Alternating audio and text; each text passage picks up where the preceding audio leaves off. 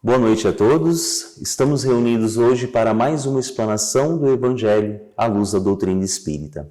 E para darmos início, vamos começar com a leitura do livro Pão Nosso, de Chico Xavier pelo Espírito Emmanuel, no item 43, intitulado Boas Maneiras. Disse-nos Jesus: "E assenta-te no último lugar." Isso está em Lucas, capítulo 14, versículos 10. Vejamos o que nos diz Emmanuel. O mestre nessa passagem proporciona inolvidável ensinamento de boas maneiras. Certo, a sentença revela conteúdo altamente simbólico, relativamente ao banquete paternal de bondade divina. Todavia, convém deslocarmos o conceito a fim de aplicá-lo igualmente aos mecanismos da vida comum.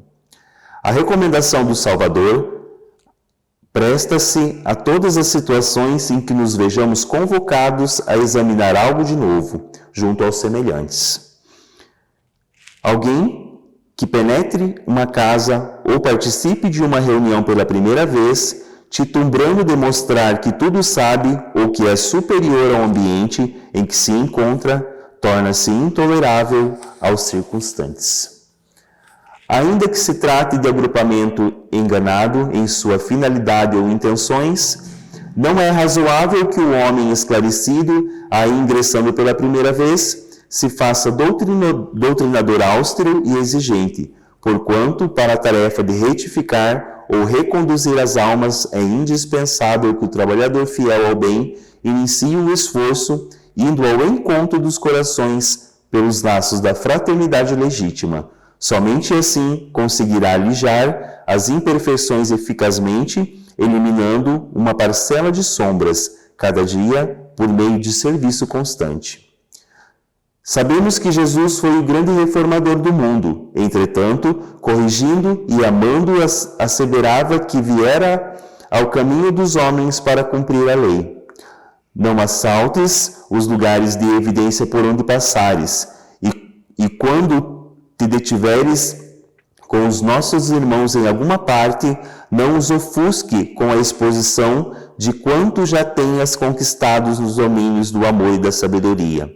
Se te encontras decidido a cooperar pelo bem dos outros, apaga-te, de algum modo, a fim de que o próximo te possa compreender.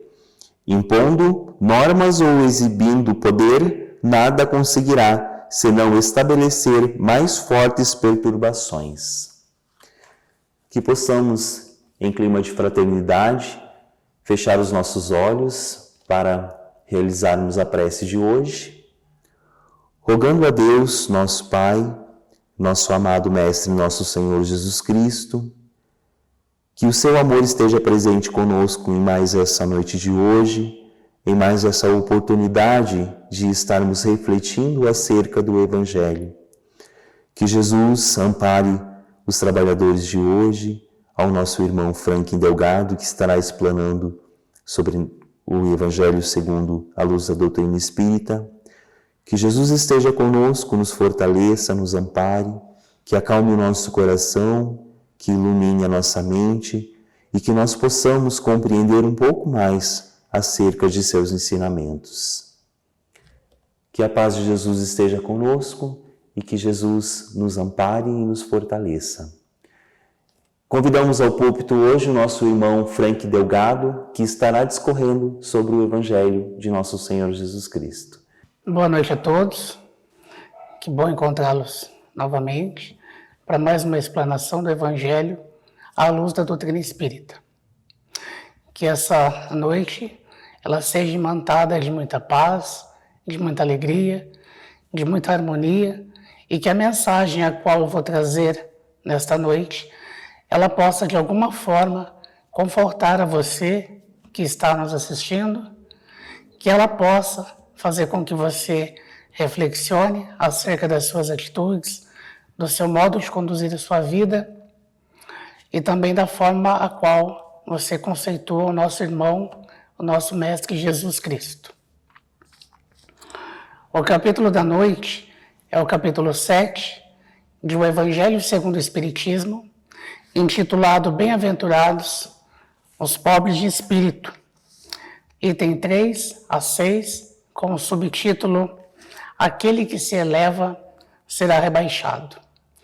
Mas antes de nós adentrarmos ao tema da noite propriamente dito, necessário que se faz que nós compreendamos acerca de um item muito importante, que é o item o que deve se entender por pobres de espírito. Quando nós escutamos essa frase, pobres de espírito, nós temos que ter um pouco de calma para tentar interpretar o que Jesus queria nos trazer, qual era a mensagem a qual o nosso mestre queria nos oportunizar. Bem-aventurados os pobres de espírito, porque deles é o reino dos céus. Essa frase nós vamos encontrar em Mateus, capítulo 5, versículos 3. Mas como nós devemos entender a palavra pobres de espírito? Se nós trocarmos a palavra pobres de espírito por humildes de espírito, fica mais fácil, talvez, a sua compreensão. Mas muitas pessoas podem se perguntar, mas o porquê pobres de espírito? Bem-aventurados os humildes, os pobres já não seria o suficiente? O porquê da redundância na palavra pobres de espírito? Simplesmente, meus irmãos, porque há várias formas de se entender a palavra humildes. Porém, só aquela que é de espírito é que faz jus ao reino dos céus. Há pessoas que são humildes de aspecto, de posição social, de haveres, de profissão, algumas de trajes, de fisionomia, mas o que não são de espírito. Assim como há grande número de maltrapilhos e de mendigos que são muito orgulhosos. A verdadeira humildade, ela vem do íntimo. O exterior nem sempre traduz o que nós temos no nosso interior. Viver de aparências. Muitas vezes nós, por motivos vários, buscamos a vida de aparência. Seja em situações do nosso dia a dia, do nosso trabalho, nós sempre estamos tentando aparentar sermos o que muitas das vezes nós não somos. Isso faz com que nós expressamos muito o nosso orgulho. Somos orgulhosos quando pretendemos parecer o que na realidade nós não somos. Então, quando Jesus, que é o nosso mestre por excelência, disse que o reino dos céus é dos simples, ele quis dizer que a ninguém é concedido a entrada nesse reino, sem que ele tenha a simplicidade de coração e a humildade de espírito. É partindo deste contexto que nós vamos adentrar, discorrer acerca da máxima: aquele que se eleva será rebaixado. Jesus, como todos nós sabemos, era um pedagogo por excelência. Ele aproveitava de situações do dia a dia para, através das suas parábolas, dos seus ensinos, das suas falas, ofertar, promover esclarecimento, conhecimento para nós. Neste ponto, ele nos traz duas passagens que são de fundamental importância, que nós as estudemos e que nós, principalmente, as coloquemos em prática. Essas duas passagens, ela está no capítulo 7 do Evangelho segundo o Espiritismo, no item 3 a 6. Neste ponto, nessas passagens, ele nos proporciona uma bela reflexão acerca do que seja o orgulho, a humildade e, por fim, a simplicidade. Então, a explanação, a fala da noite, ela tem muito a ver com o nosso agir. Ela nada mais é do que um convite a uma mudança, a uma outra forma de ver, de se ver e de poder compreender o que nos cerca, o que está ao nosso redor. Em certa ocasião, os discípulos eles se aproximaram de Jesus e perguntaram: quem é o maior no reino dos céus? Jesus, neste momento, ele chama a si um menino e o coloca no meio deles e responde aos discípulos: digo-vos, em verdade, que se não vos converterdes e tornardes quais crianças, não entrareis no reino dos céus. Aquele que se humilhar e se tornar pequeno como esta criança, será o maior no reino dos céus. E aquele que recebe meu nome a uma dessas crianças, tal como acabo de dizer, é a mim mesmo que recebe. Essa fala está em Mateus, capítulo 18, versículos de 1 a 5. Como nós podemos compreender essa passagem? Qual é o verdadeiro significado da palavra se humilhar? Nós sempre que ouvimos essa palavra, nós a compreendemos ou a interpretamos de forma pejorativa. Jesus quis dizer de uma forma diferente. Se nós formos procurar no dicionário Aurélio o significado da palavra humilhar, nós vamos encontrar o seguinte conceito. Humilhar significa tornar-se desacreditado, mal afamado, vexar-se, rebaixar-se, ou tornar-se humilde, humildar-se, demonstrar respeito. Então, quando Jesus fala que nós temos que ter a humildade e a simplicidade de uma criança, ele nos fala que nós precisamos amar o nosso próximo, que nós precisamos nos despojar de todas as chagas que fazem com que nós nos tornemos pessoas egoístas, pessoas orgulhosas, pessoas que só buscam e que só se interessam por questões materiais. Jesus ele veio para nos ofertar algo sobre a espiritualidade. Ele veio para nos dizer que o seu reino não é deste mundo. Porque neste mundo, infelizmente, ainda impregna-se muito o materialismo. As questões da matéria, questões financeiras, questões de poder, questões de ter. E ele disse que não, que a gente precisa da humildade da criança. Por que da humildade da criança? Todos nós sabemos que a criança, ela até certa idade, ela é pura. À medida com que ela vai crescendo, ela vai adquirindo e vai relembrando os seus instintos, os seus anseios, a sua forma de ver. Mas naquele momento em que ela é criança, os seus pais podem, através do seu exemplo, dignificar a vida daquela criança, porque ela ainda não tem a maldade no seu coração. Então ele nos diz para que nós não sejamos maldosos, que nós sejamos bondosos para com os outros. A gente vê sempre, muitas vezes as crianças, um pai ou uma mãe ofertam um presente caro para o seu filho e o outro vem e oferta um brinquedo simples. Ele acaba se interessando mais pelo brinquedo simples do que pelo outro caro. É isso que Jesus faz e pede para que nós, na atualidade, reflexionemos sobre as coisas, as questões simples, de simplicidade.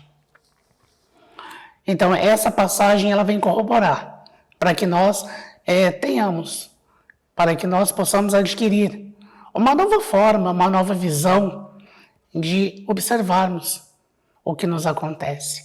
E que a gente possa, sim, tratar o nosso irmão, o nosso semelhante, de maneira mais humilde. Porque aí, sim, nós iremos realmente ganhar, adquirir, mas adquirir pelo nosso esforço ao reino dos céus. Já na segunda passagem, Jesus coloca como personagem principal, um fariseu. Mas quem eram os fariseus? Nós precisamos conhecer um pouco acerca dos fariseus para podermos entender e compreender um pouco mais acerca dessa passagem. Então eu peço permissão para ler quem eram os fariseus, para que possamos compreender melhor essa segunda passagem. Os fariseus, à época de Jesus, eles tomavam parte ativa nas controvérsias religiosas. Servis, cumpridores das práticas exteriores, do culto e das cerimônias, cheios de um zelo ardente de proselitismo, inimigo dos inovadores, afetavam grande severidade de princípios, mas, sobre as suas aparências de meticulosa devoção, ocultavam costumes dissolutos, muito orgulho e, acima de tudo, excessiva ânsia de dominação. Tinham a religião mais como um meio de chegarem aos seus fins do que como objeto de fé sincera. Da virtude nada possuíam, além das exterioridades e da ostentação. Entretanto, exerciam grande influência sobre o povo, cujos olhos passavam por santas criaturas. Então, nessa passagem, Jesus, ele nos promove um grande aprendizado. Lá no item 5, de bem-aventurados os pobres de espírito, aquele que se eleva a ser rebaixado, Jesus nos traz a seguinte fala. Jesus entrou em dia de sábado na casa de um dos principais fariseus. Já sabemos quem eram os fariseus. Para ir fazer a sua refeição. Os que lá estavam o observavam. Então, notando que os convidados escolhiam os primeiros lugares, propôs-lhe uma parábola, dizendo: quando fordes convidados para as bodas, não tomeis o primeiro lugar, para que não suceda que, havendo entre os convidados uma pessoa mais considerada do que vós, aquele que vos haja convidado venha a dizer-vos: dai o vosso lugar a este. E vos sejais constrangidos a ocupar, cheios de vergonha, o último lugar. Quando fordes convidados, ide colocar-vos no último lugar, a fim de que, quando aquele que vos convidou chegar, vos diga: meu amigo, venha mais para cima. Isso então será para vós um motivo de glória, diante de todos os que estiverem convosco à mesa. Porquanto, todo aquele que se eleva será rebaixado, e todo aquele que se rebaixa será elevado. Lucas, capítulo 14, versículos de 1 e 7 a 11. Então, nessa passagem, Jesus deixa claro para nós a forma como nós devemos agir. Muitas vezes nós atropelamos as situações, nós queremos estar sempre em exposição. Nas cerimônias, queremos sempre estar nos primeiros lugares. No nosso trabalho, muitas vezes, agimos de forma não tão correta para conseguirmos, talvez, uma promoção. Então, essa passagem, ela faz com que nós compreendamos que a verdadeira importância do verdadeiro sentimento, que é uma amizade, que é um carinho, um afeto, ele não precisa de situações pejorativas, que o que vale é o interior. Quando nós adentrarmos em algum local, e neste local tiver alguém que nós suponhamos que tenha menos conhecimento que nós não o humilhemos, que nós não imponhamos o nosso saber em detrimento daquela pessoa para não o constrangir. Quando nós formos ou discordarmos de alguma situação, que nós possamos calar e deixar que o outro ele apareça, que o outro ele dialogue. Porque nós temos que compreender, meus irmãos, que cada um de nós está num degrau de evolução diferente. Então, o que para mim hoje é uma coisa natural, corriqueira, para o meu irmão, talvez seja uma coisa muito difícil de compreender.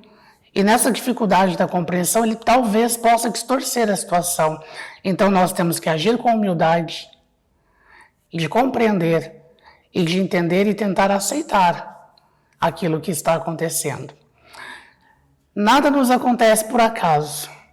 Então nós não precisamos agir de forma orgulhosa, de forma invejosa para obtermos qualquer tipo de coisa. Nós temos que fazer com que as coisas nos aconteçam por merecimento. Deus, Ele sabe tudo o que nos acontece, Ele sabe de tudo o que nós precisamos. Quantas vezes, nas nossas orações, nós deixamos de fazê-la com humildade para fazê-la com interesses? Quem de nós, em suas orações, nunca pediu algo que ao nosso entender seria bom para nós e que não acontece? Muitas vezes até praguejamos e dizemos que Deus não nos ama. Mas é que, meus irmãos, na maioria das vezes nós não sabemos.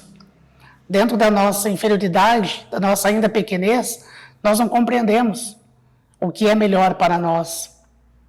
Então que hajamos sempre com humildade e com resignação, tendo sempre em mente que Deus sabe o que é melhor para nós.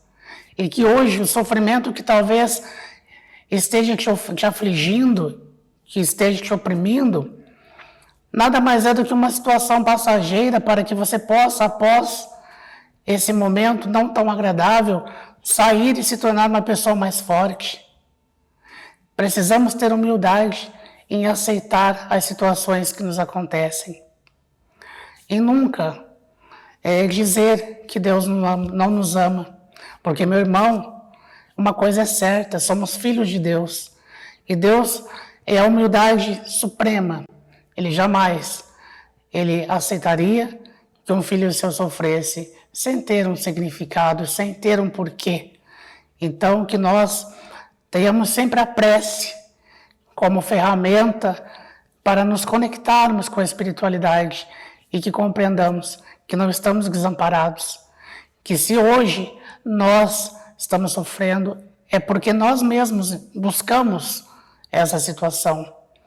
É porque nós mesmos as atraímos para nós. Não é culpa de Deus, não é culpa de Jesus. Temos que ser responsáveis pelos nossos atos, pelas nossas atitudes. E só vamos conseguir mudar essa situação quando nós compreendermos que ao interior equivale, que nós temos que mudar, não o exterior. Muitas vezes nós postamos fotos sorrindo, fotos em que estamos aparentando uma alegria, uma felicidade suprema, mas sabemos que no nosso íntimo, talvez aquela foto não signifique nada. Que o nosso íntimo, muitas vezes, ele está sangrando por várias questões. Então, que nós possamos nos recolher, que nós possamos reflexionar de o porquê que eu estou aqui, de o porquê que as situações me acontecem e buscar meios de tentar sanar isso daí, para que a gente possa amanhã talvez sorrir de forma humilde, de forma sincera. É só isso que Jesus ele quer de nós, que nós sejamos pessoas melhores, que nós sejamos melhores amigos, melhores pais, melhores mães, melhores no nosso trabalho, mas o melhor que Ele quer é o melhor de coração, que nós possamos nos transformar, que essa mensagem de hoje, da noite, ela possa tocar a você que está nos assistindo e que amanhã você consiga, ao acordar, realizar uma prece de agradecimento, uma prece de resignação e de confiança de que tudo que nos acontece é para o nosso bem.